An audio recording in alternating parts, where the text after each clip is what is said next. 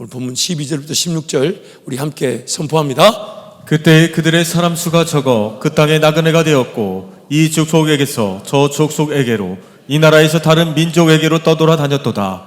그러나 그는 사람이 그들을 억압하는 것을 용납하지 아니하시고 그들로 말미암아 왕들을 꾸짖어 이르시기를 나의 기름 부은 자를 손대지 말며 나의 선지자들을 해하지 말라 하셨도다.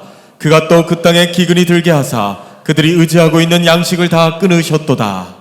그 수가 적다 보니 가나안에 머물고 있는 기존의 그런 아모리 족속들, 그 나라들에게 이리저리 치이면서 위협을 당하고 어떤 죽음의 위기 이런 것들을 겪으니까 하나님께서 야곱과 그 가족 약 70명을 애굽으로 내려보내셔서 애굽에서 민족이 되게 하시는 그 꿈을 실행하신 거죠.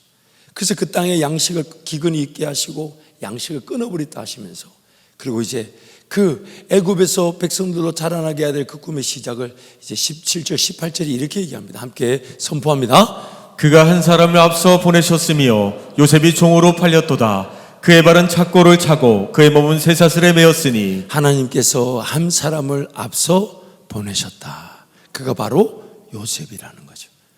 사랑하는 성도 여러분, 하나님의 꿈을 모르는 성도는 없습니다. 거기에 은혜가 있는 줄 알고 거기에 능력이 있는 줄 알고 그것을 위해 내가 오늘 존재한다는 걸 다 압니다. 그래서 하나님의 능력을 사모하고 하나님과 동행하기를 바라지만 오늘 현실의 삶은 전혀 뜻하지 않은 과정 속에 있는 것처럼 보입니다. 마치 요셉의 종살이처럼, 요셉의 억울한 감옥살이처럼. 이 직업과 일터를 통해 하나님 영광을 위해 살겠다고 마음을 먹었지만 어느 순간 내가 할 수 있는 게 아무것도 없어요. 예배조차도 일주일에 한 번 드리는 예배조차도 겨우 드리는 것 같고, 내가 말씀을 읽고 하나님과 동행해야 됨을 알지만 말씀의 자리도 식어져 있고, 기도해야 됨을 알지만 기도조차 잘 안 되는 것. 정말 이 상황, 이 환경으로는 하나님의 꿈을 전혀 논할 수 없을 것 같은 그런 억울하고 힘들고 아픈 인생의 순간, 과정이 있을 수 있고 지금도 그럴 수 있습니다. 하지만 하나님은 그 사건 사고와 우여곡절의 시간을 통해 나를 반드시 그 꿈의 자리에 세우실 것입니다. 세우실 것입니다. 반드시 세우실 겁니다. 지나고 보면 과연 그 길밖에 없었나? 지나고 보면 그 길밖에 없었습니다. 그 죄, 그 실수, 그 실패, 하나님이 그것을 허용하시든 허락하시든 그 길밖에 없었냐고 물어본다면 우리의 대답은 그 길밖에 없었습니다. 하나님 나를 아시고 나를 하나님의 놀라운 꿈의 사람으로 빚어가시기 위해 그런 과정을 겪게 하시는 것이죠.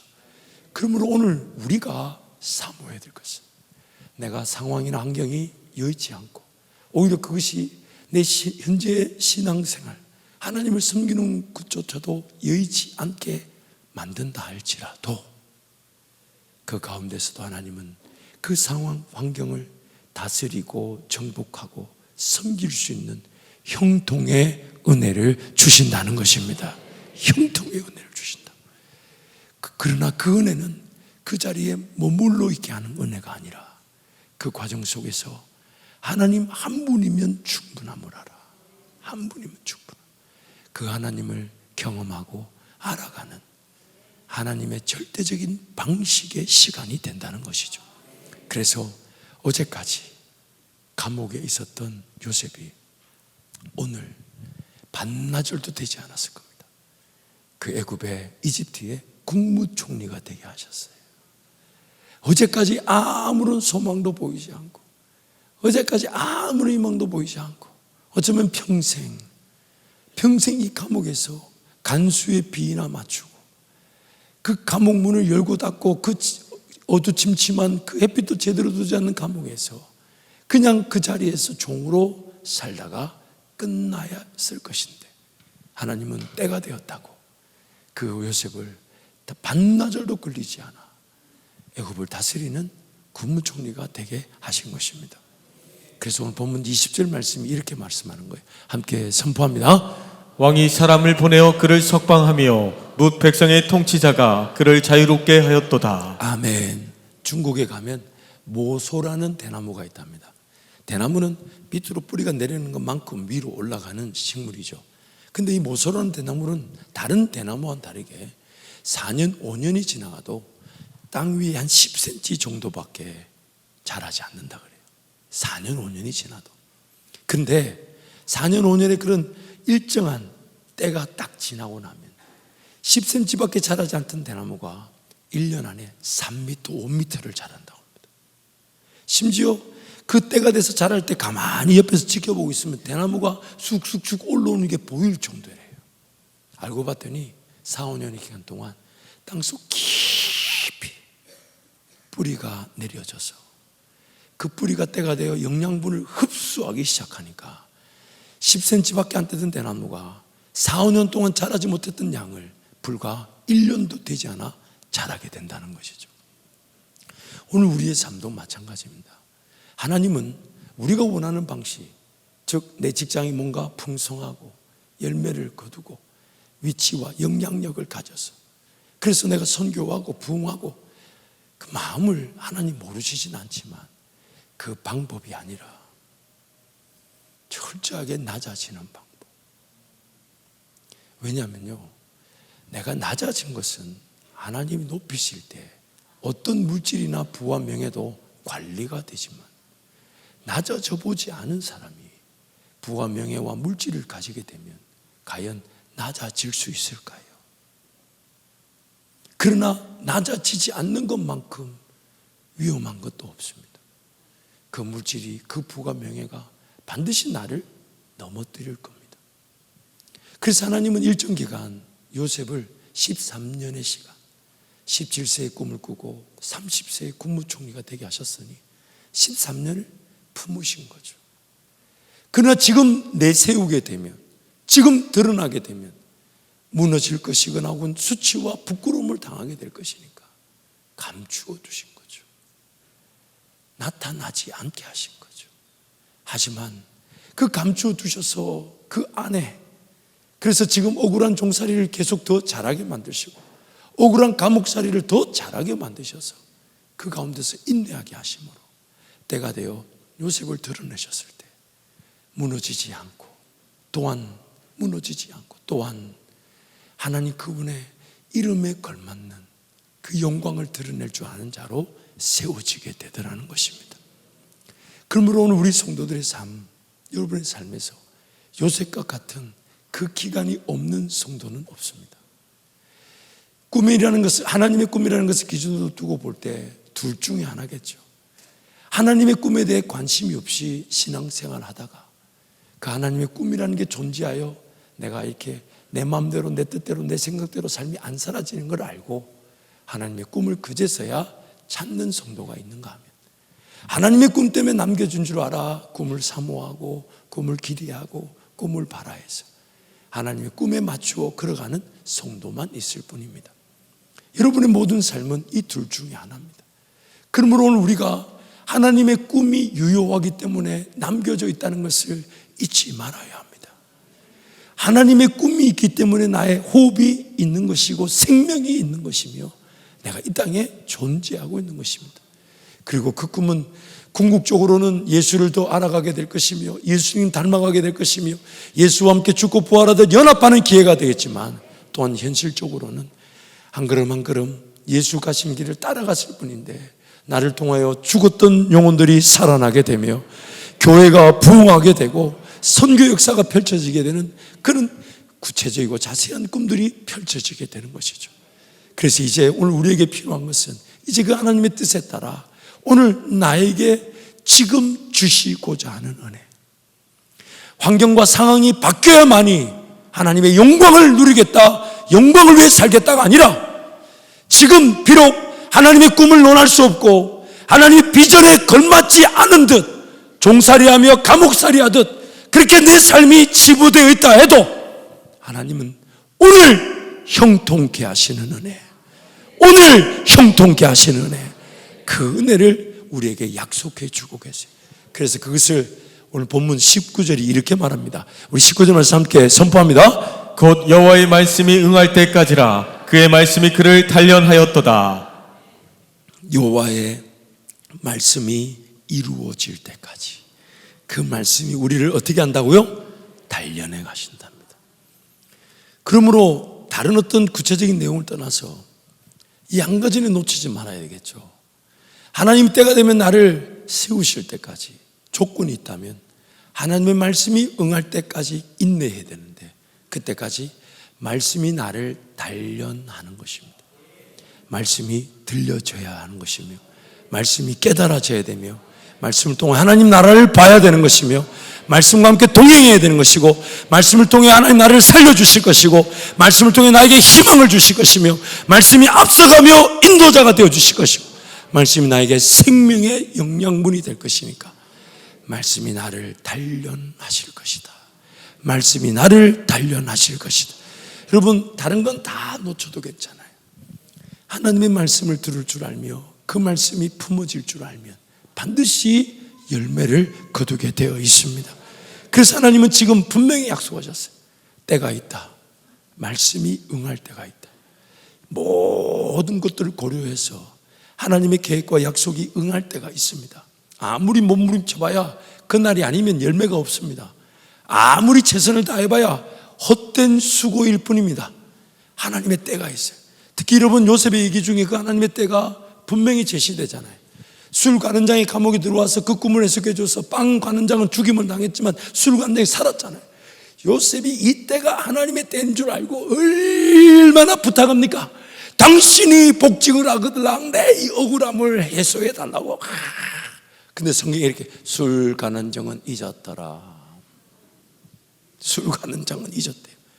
그러나 하나님이 그 방법은 하나님의 방법대로 때가 되니까 술 관원장으로 그때를 기억하게 하시고 그때를 말씀이 응할 때까지 말씀이 응할 때까지 하나님의 말씀이 나를 단련하십니다. 하나님의 말씀이 나를 단련하십니다. 상황과 환경 탓하지 마십시오. 그것은 하나님이 어떠하든지 간에 일용할 양식을 주실 것이고 상황과 환경이 잘 되어서 하나님께 영광을 돌리는 건 그때가 있겠죠. 그러면 지금은요. 지금은 종살이 같고 감옥살이 같아도 지금 주시는 형통함의 은혜. 지금 내가 원하는 바가 아니며 내가 계획한 바가 아니며 내가 바라던 바가 아니다 할지라도 지금 종살이 더 잘하라고 감옥살이 같은 인생 더 주님과 동행하라고 은혜를 주시기 때문에 그 은혜를 부여잡는 겁니다. 그 은혜. 지금 형통케 하신 은혜. 그것이 우리를 새롭게 하는 거죠. 그러면서 요셉의 삶이 변화되기 시작하죠. 그래서 어떻게 변화됐습니까? 꿈을 꿨지만 그 꿈의 내용이 어떻게 이루어질지를 모르고. 여러분 요셉은 꿈의 내용을 알았을까요? 몰랐을까요? 만약 알았다면 종살이가 억울해서는 안 되고 감옥살이가 억울하면 안 됩니다. 그러나 그런 종살이 감옥살이를 통해 그 꿈이 그렇게 국무총리 될지는 아무도 요셉도 몰랐어요. 그냥 요셉한테 하나님 꾸게 하시고 그 계획을 일방적으로 실행하신 거예요. 근데 요셉이 달라진 게 있다면 그 꿈을 꿨을 때는 몰랐지만 1년의 인내와 말씀의 단련의 시간이 지나간 다음에 하나님 그를 국무총리로 세우셨을 때 그때 형들이 나타났을 때 성경이 이렇게 말합니다. 그 꾼 꿈을 생각하고 그 꾼 꿈을 생각하고 돌아가서 엄청 울고 그 형들과 좋아하고 그 꿈을 그제서야 이해하게 된 거예요. 그제서 이해하고 이제 요셉의 삶이 바뀌었어요. 어떻게 해요? 이제는 더 큰 꿈을 사모하고 더 큰 꿈을 보고자 하며 더 큰 꿈을 듣고자 하는 인생으로 바뀌어버렸어요. 그래서 창세기 마지막 장 마지막 절에 요셉의 그런 삶의 유언의 내용을 보면 그의 삶이 어떻게 변화된지를 알 수가 있습니다.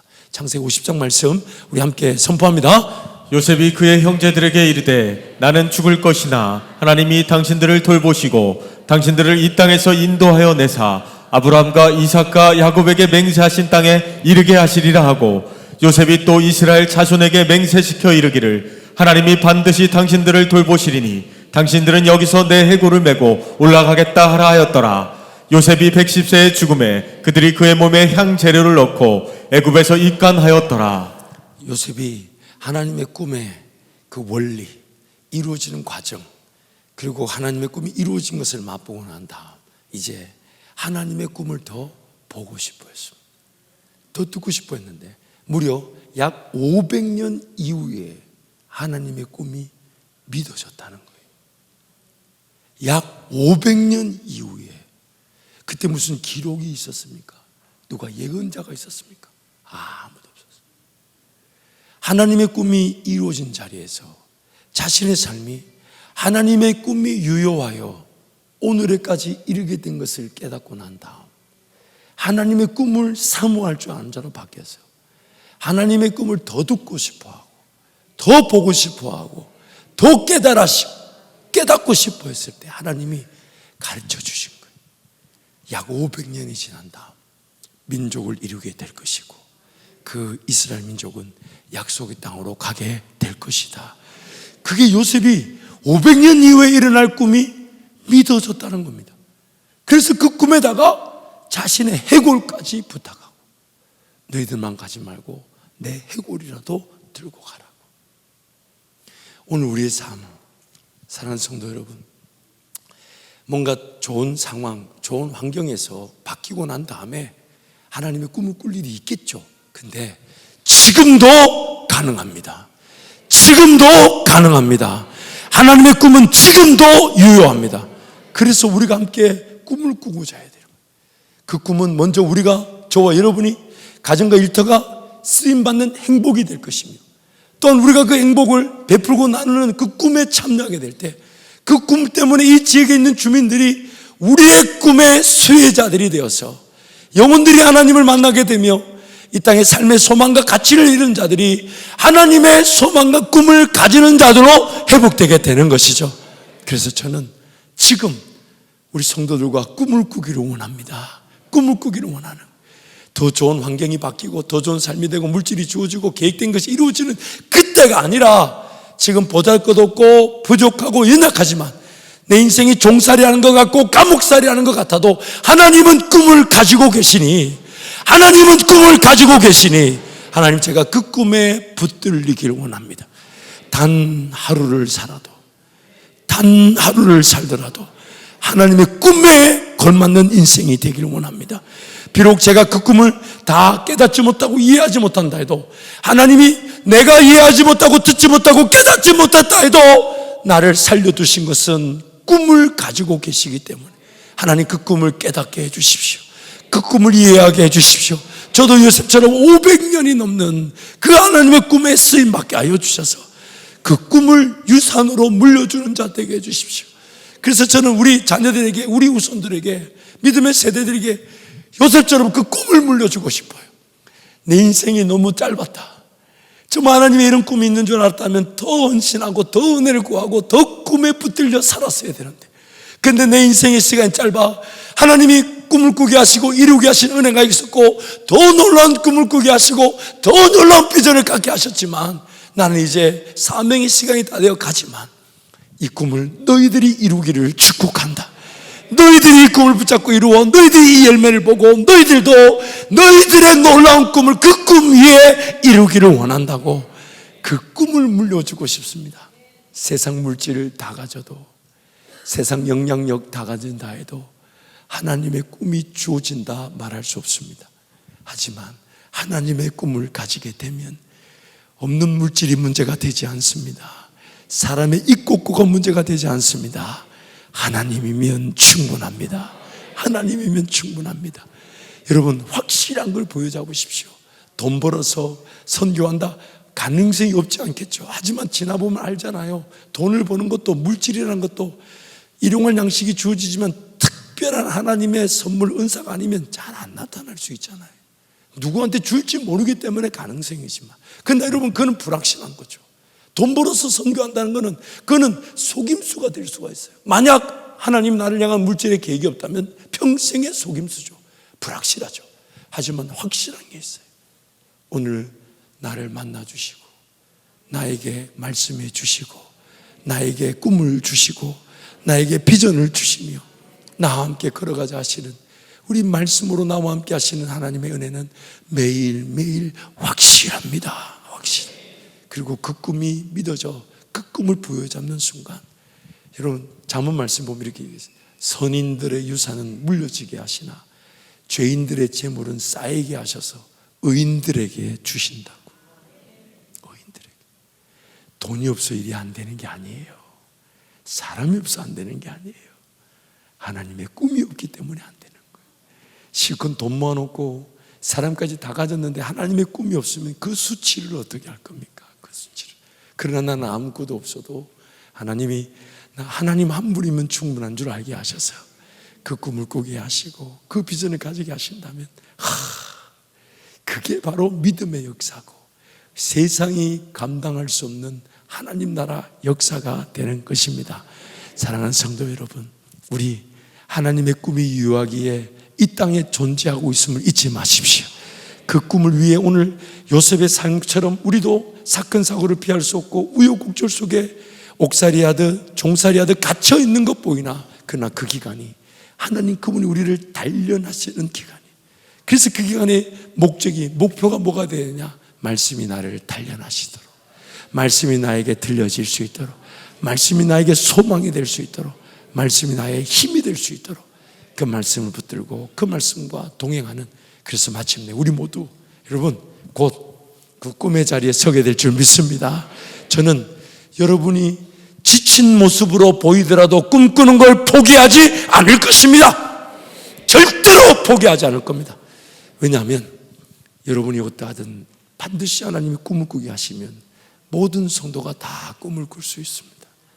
자녀들은 예언할 것이요, 청년들은 환상을 보며 아비들은 꿈을 꾸리라. 그럼 여러분 그 꿈을 기대하고 그 꿈에 걸맞는 꿈의 사람들이 되시기를 축복합니다.